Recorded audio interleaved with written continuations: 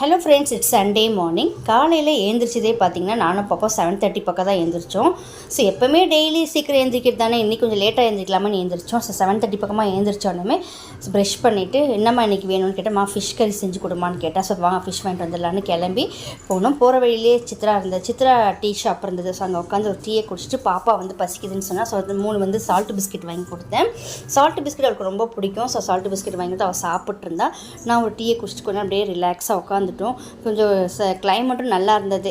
ரொம்ப வெயிலெல்லாம் இல்லாமல் மீடியமாக இருந்தது. அப்படியே ஒரு 10-15 நிமிஷம் அங்கேயே உட்காந்துட்டு பாப்பா பக்கத்தில் இருக்க கடையில் ஒரு டால் பக்கத்துலேருந்து கொஞ்சம் ஃபோட்டோலாம் எடுத்துக்கிறேம்மான்னு சொன்னான். ஏன்னா இன்றைக்கி சண்டேனால கொஞ்சம் ரோடெல்லாம் காலியாக இருந்தது, கடையும் ஓப்பனாக இல்லை.